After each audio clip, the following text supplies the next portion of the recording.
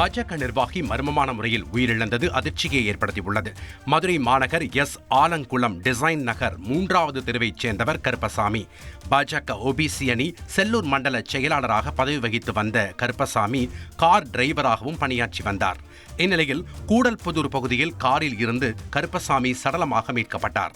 சடலத்தை கைப்பற்றிய போலீசார் தற்கொலையா கொலையா என்ற கோணத்தில் விசாரித்து வருகின்றனர். இந்நிலையில் கருப்பசாமியின் உயிரிழப்பில் சந்தேகம் இருப்பதாக கூறி உரிய விசாரணை நடத்துமாறு உறவினர்கள் கோரிக்கை விடுத்துள்ளனர். திருச்சி டிஐஜி வருண்குமார் மீது சாட்டை துரைமுருகன் கொடுத்த புகாரின் அடிப்படையில் நடவடிக்கை எடுக்க மெட்ராஸ் உயர்நீதிமன்ற மதுரை அமர்வு உத்தரவு பிறப்பித்துள்ளது. தனது பதவியை தவறாக பயன்படுத்தும் டிஐஜி வருண்குமார் மீது நடவடிக்கை எடுக்க உத்தரவிட வேண்டும் என மெட்ராஸ் உயர்நீதிமன்ற மதுரை அமர்வில் துரைமுருகன் மனு தாக்கல் செய்திருந்தார். மனுவை விசாரித்த நீதிபதி தனபால் சாட்டை துரைமுருகன் கொடுத்த புகாரை ஏற்றுக்கொண்டு 1 மாதத்திற்குள் நடவடிக்கை எடுக்க தமிழக டிஜிபிக்கு உத்தரவிட்டு வழக்கு விசாரணையை முடித்து வைத்தார்.